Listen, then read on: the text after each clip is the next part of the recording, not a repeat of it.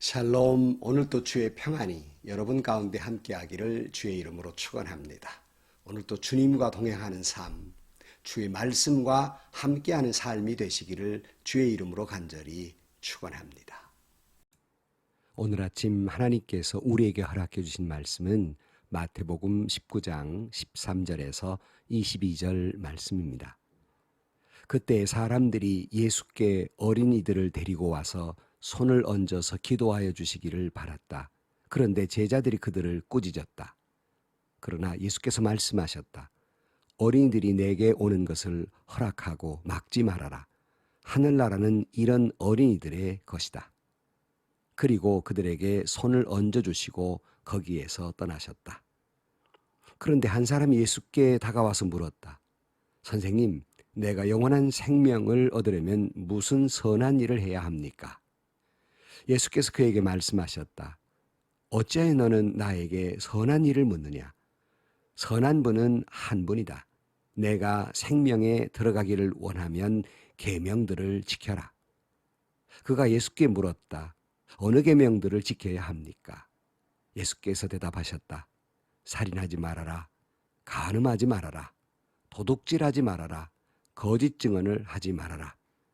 아버지와 어머니를 공경하여라. 그리고 내 이웃을 내 몸과 같이 사랑하여라.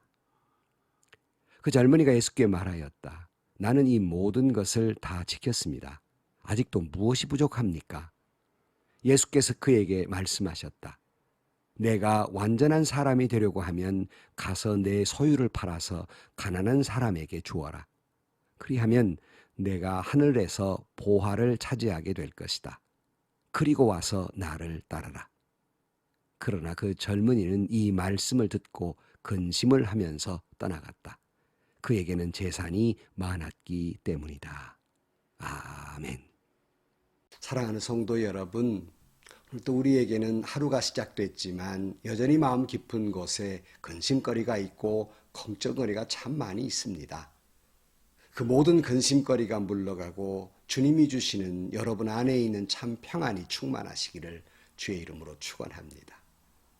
우리는 이런 말씀을 들으면서 진심으로 아멘하고 정말 내 가정에 내 영혼 깊은 곳에 평안이 있기를 기도하지만 여전히 뭔가 빠진 듯한 그러한 기분이 드는 것은 웬일일까요? 바로 그것은 우리 안에 진정한 예수님의 영원한 생명이 없기 때문입니다.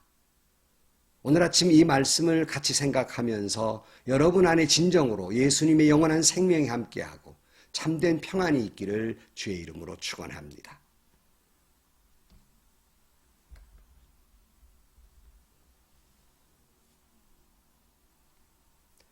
어느 날 사람들이 아이들을 데리고 와서 예수의 안수를 받기를 원했습니다. 오늘 13절 말씀에 보면 그때의 사람들이 예수께 어린이들을 데리고 와서 손을 얹어서 기도하여 주기를 바랐다. 그런데 제자들이 그들을 꾸짖었다 그랬습니다. 여러분, 부모님들 가운데에서 아이들을 위해서 축복기도 받기를 원하시는 분들이 계세요. 제가 목회를 하면서 한 달에 한 번 전교인 새벽기도회를 할 때마다 부모님들 가운데 꼭 아이들을 새벽같이 깨워서 꼭 데리고 나와서 강단 앞에까지 나와서 아이들의 축복 기도를 받기를 원하고 기도받고 돌아가는 모습을 보면 참 저분 부모님들의 믿음이 귀하다. 그리고 저 아이들의 장차에 하나님의 복 받을 것을 기대하면서 꿈을 꾸게 됩니다. 여러분들 하나님의 축복 여러분 자녀에게 함께하기를 주의 이름으로 축원합니다. 그런데요, 여러분들 정말로 내 아이들이 예수님에게로부터 복받기를 원해서 목사님을 통해서 안수기도 받는 것 귀한 일입니다. 그뿐만 아니라 여러분의 부모님들이 자녀를 위해서 축복기도해 주는 것 성경은 그것이 하나님의 복이 내리는 통로라고 말씀하고 있습니다. 그러므로 부모님 여러분 자녀들의 머리 위에 손을 얹고 축복기도를 해 주십시오. 굉장히 소중한 일입니다. 한 가지 팁을 드리면 매일같이 하면 더 좋겠으나 꼭 그럴 수 없다면 예를 들어 새해 들어서 가정예배를 드리고 난 다음에 할아버지가 아버지가 아이들의 머리에 손을 얹고 축복기도 해주는 것 굉장히 귀한 일이고요. 하나님의 축복이 그 가운데 임하게 될 줄로 믿습니다. 또 이 아이의 생일 때에 선물만 줄 것이 아니라 어린이 주일 때 선물만 줄 것이 아니라 그 생일 때 온 가족이 합심해서 이 아이들을 가운데 앉혀놓고 그저 케이크만 가지고 노래만 부를 일이 아니라 합심해서 기도해 주는 것. 그 순간에 하나님도 임하고 주님의 은혜가 임하고 축복이 임할 뿐만 아니라 그 기도를 받은 아이의 그 평생에 지울 수 없는 귀한 영적 경험이 되고요. 그 아이는 결코 하나님을 떠나지 아니할 것입니다. 그러므로 여러분, 여러분의 자녀들을 위해서 꼭 축복 기도해 주는 것 잊지 않기를 주의 이름으로 축원합니다. 그런데 아이들을 데리고 와서 예수님에게 안수기도 받기를 원했는데 제자들이 꾸짖었어요. 13절 말씀에 그때에 사람들이 예수께 어린아이들을 데리고 와 손에 얹어 기도해 주기를 바랐다. 그런데 제자들이 그들을 꾸짖었다 그랬어요. 여러분, 혹시라도 우리도 혹 아이들이 주님께 오는 걸 방해하는 존재는 아닙니까? 도대체 왜 이 제자들은 이렇게 꾸짖었을까? 바로 그 당시로 이해해 드린다면요. 애들은 도움이 안 됐거든요. 애들은 가라 이거거든요. 아무런 유익이 되지 않았어요. 당시의 어린아이라고 하는 건 전에도 설명드렸다시피 전혀 유익한 존재가 아니었습니다. 그러므로 별 도움이 되지 않는 존재니까 저리 가라 하는 그런 이야기였을 것입니다. 예수님께서 그처럼 한 영혼의 소중함, 어린 생명들의 소중함을 가르쳤는데도 말입니다. 제자들은 여전히 깨닫지 못하고 있었습니다. 이때 14절 말씀에 보니까 그러나 예수께서 말씀하셨다. 어린이들이 내게 오는 것을 허락하고 막지 말아라. 하늘나라는 이런 어린이들의 것이다. 그리고 그들에게 손을 얹어주시고 거기에서 떠났다 그랬어요. 예수님께서 그들을 위해서 축복기도 해주시고 그리고 거기서 떠났다라고 말씀하는데 중요한 말씀은 하나님의 나라는 이런 어린이들의 것이다 라고 말씀해요. 이 말씀을 해석하면서 또 전에도 말씀드렸지만 어린이들의 겸손함 뭐 여러 가지 설명을 하지만 앞뒤 문맥을 보면 오늘 이 말씀의 표현은 하늘나라는 어린이들의 것이다 라고 하는 말씀은 이 어린 아이들이 부모의 손에 이끌려 축복기도 받는 것처럼 이 아이들은 부모에게 전적으로 의지하고 있습니다. 자기의 무가치함을 무능력함을 알고 부모님들에게 전적으로 의지하는 것처럼 하나님의 나라는 하나님께 예수님께 그 생명을 전적으로 의지하는 사람, 그 사람이 하나님 나라에 들어갈 수 있다는 말씀을 하고 있는 것입니다. 그와 같은 생명을 보았을 때 마치 엄마가 어린아이가 태어난 아이를 바라볼 때마다 이 아이는 나 아니면 죽는 거예요. 내가 없으면 이 아이는 죽는 겁니다.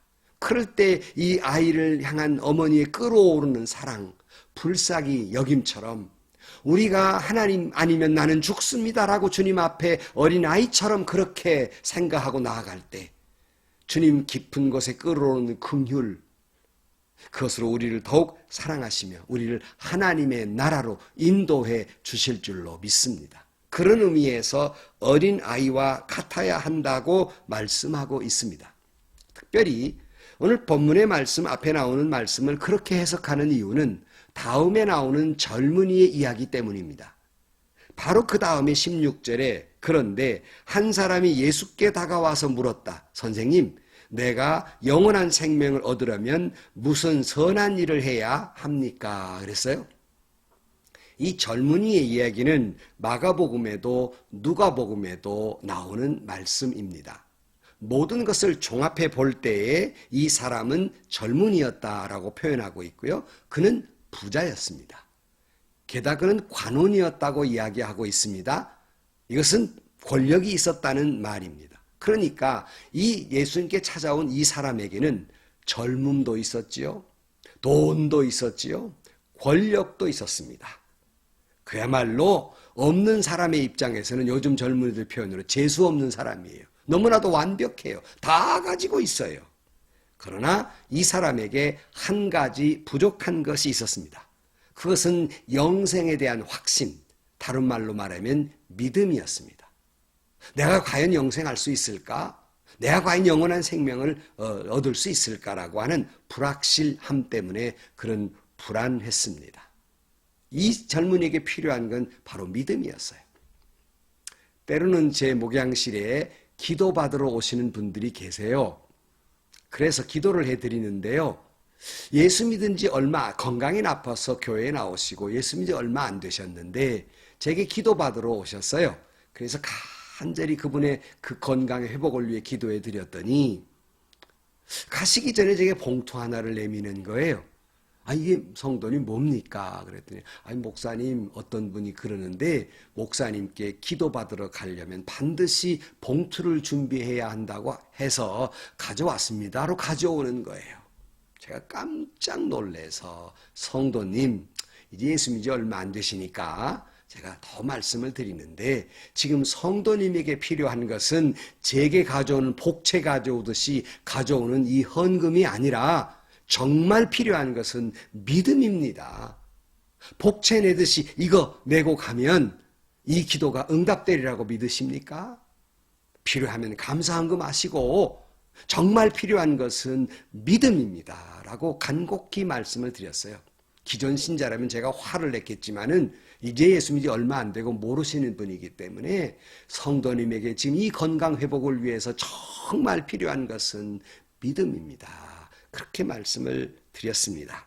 여러분, 정말로 아무리 돈 많고 권력이 있고 젊음이 있는 사람이라 할지라도 죽음의 문제를 해결하는 것은 그 어떤 젊음으로도 돈으로도 권력으로도 해결할 수 없습니다. 필요한 것은 바로 믿음입니다. 가진 것이 많을수록 많은 사람들은 그래요. 누리는 것이 많을수록 이 땅에서 오래 살고 싶지요.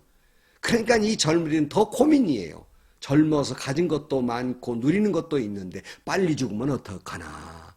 내게 영원한 생명이 있을까 하는 걱정을 가지고 고민하고 있었습니다. 예수님께서 이렇게 말씀을 해요. 17절 말씀에 예수께서 그에게 말씀하셨다.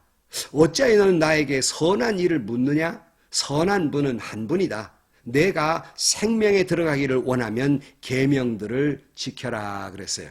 여러분, 이 말씀을 잘 들어야 됩니다. 예수님의 이 말씀은 정말로 선한 것이라고 하는 건 인간으로는 이룰 수 없다는 거예요. 선한 것은 하나님만이 선하지 인간이 아무리 노력해도 인간은 선할 수 없고 그런 선을 가지고 영원한 생명을 얻을 수 없다고 먼저 말씀합니다. 그리고는 계명을 지켜라 그랬어요. 여러분, 혹시라도 예수님께서 너희들이 율법을 지키면 영원한 생명을 얻는다 이 말씀을 하시고자 한 것은 아닙니다. 여기에 오해해서는 안 돼요. 그러나 우선은 계명을 지켜라 라고 말씀해요. 오늘 18절 말씀에 그가 예수께 물었다. 어느 계명을 지켜야 합니까? 예수께서 대답하셨다. 살인하지 말라, 간음하지 말아라, 도둑질하지 말아라, 거짓 증거하지 말아라, 아버지와 어머니를 공경하여라, 그리고 내 이웃을 내 몸과 같이 사랑하라 하여라. 그 젊은이가 예수께 말하였다. 나는 이 모든 것을 다 지켰습니다. 아직도 무엇이 부족합니까? 정말 이 젊은이는 훌륭했어요. 다 가졌어요. 뭘요? 아까 말씀드린 대로요. 젊음도 있지요, 돈도 있지요, 권력도 있지요. 율법을 다 지키는 종교적으로는 완벽한 사람이죠. 그러니까 이 젊은이의 생각은 또 뭐가 더 필요하단 말입니까? 이 말은 이렇게 내가 공덕을 다 쌓았는데 아직도 내 이 찜찜함은 뭡니까?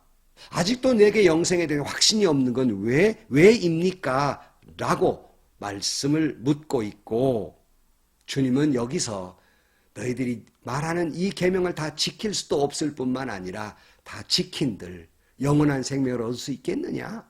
너에게 지금 마음의 평안이 있느냐 하는 것을 묻고 계시는 겁니다. 21절 말씀에 예수께서 그에게 말씀하셨다. 내가 완전한 사람이 되려고 하면 가서 내 소유를 팔아서 가난한 사람에게 주어라. 그리하면 내 하늘에서 보화를 차지하게 될 것이다. 그리고 와서 나를 따르라 그랬어요. 내가 진정으로 완전한 사람이 되기를 원한다면 그래서요. 율법을 지키라 하고 난 다음에 뭐가 더 필요합니까? 이렇게 물을 때 주님의 말입니다. 너 정말로 완전한 사람이 되기를 원하느냐?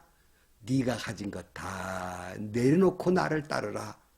영원한 생명으로 들어오너라 하고 말씀하고 있습니다. 무슨 의미입니까? 아까 말씀드린 대로 이 젊은이는 가진 게 너무 많아요. 이걸 누리고 있으면서, 이걸 가지고 있으면서, 이걸 공로 삼아서 영원한 생명을 얻으려 했지만 너 그거 가지고는 완벽하게 되지 못한다. 정말 완벽하고 싶느냐? 다 내려놓아라. 돈을 의지하고 권력을 의지하고 율법을 지켰던 자기 공로를 의지하는 사람, 그건 내려놓을 때 완벽해질 수 있다. 영원한 생명을 얻을 수 있다라는 말씀이에요. 여러분, 이 말씀을 오해해서는 안 됩니다. 다 그러면 영원한 생명 얻으려면 가진 재산 다 팔고 주님만 따라다니고 가난하게 살아야 생명을 얻는단 말입니까?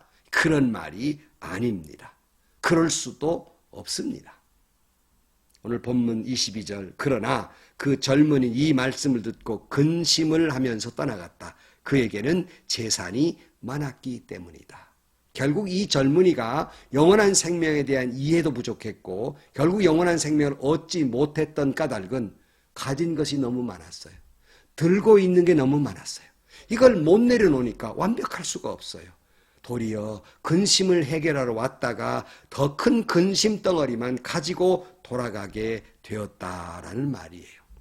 이 젊은이는 의지하는 게 너무 많았어요.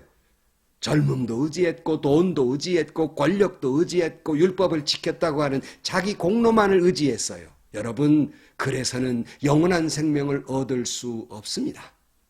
이것을 내려놓을 때 비로소 영원한 생명, 이것을 내려놓을 때 어린 아이처럼 부모 아니면 나는 죽는다라는 생각처럼 이걸 다 내려놓고 하나님의 은혜 아니면 나는 영원한 생명을 얻을 수 없습니다. 나는 죽은 목숨입니다. 라고 할 때 천국을 소유할 수 있다는 말입니다. 하나님이 나의 생명이며 주님만이 나의 구주라고 그렇게 믿을 때 비로소 그는 완벽할 수가 있고 영원한 생명을 얻을 수 있다는 말씀입니다. 오늘 또 여러분, 저와 여러분이 아직도 우리가 내려놓지 못하는 욕심들, 소유를 자랑하고 내가 의지하는 것들, 여러분 혹시라도 미모를 의지합니까? 아니면 젊음을 의지합니까?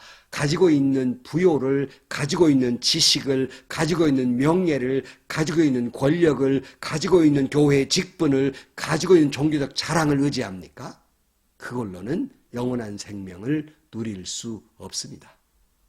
다 바울처럼 분토처럼 여기고 쓰레기처럼 여기고 예수 아니면 나는 살 수 없습니다 하는 어린아이와 같은 그런 심령이 됐을 때 비로소 그는 완벽한 영원한 생명을 소유하는 자가 된다는 가르침입니다. 요한복음 17장 3절 말씀에 영생은 오직 한 분이신 참 하나님을 알고 또 아버지께서 보내신 예수 그리스도를 아는 것이다. 어떤 것 의지하는 것이 아니라 예수 그리스도를 아는 것, 예수 그리스도를 구주로 믿는 것, 예수만 의지하는 것, 이것이 영생이다 그랬습니다. 오늘 또 여러분, 내 자랑거리, 내 가지고 있는 것 다 내려놓으세요. 주님만이 나의 생명이라고 고백하고 진정 여러분 안에 주님의 생명이 있고 영원한 생명이 있고 비로소 근심은 다 떠나가고 참된 평안이 여러분 가운데 있으시기를 주의 이름으로 간절히 축원합니다. 기도하시겠습니다. 하나님 아버지, 인생을 살면서 인간적으로 너무 들고 있는 것도 많고 자랑 삼는 것도 많고 의지하는 것도 많이 있음을 고백합니다. 젊은이가 이걸 못 내려놓고 근심하듯이 저희들이 신앙생활 한다고 하면서도 여전히 깨름직한 내려놓지 못한 것들이 있습니다.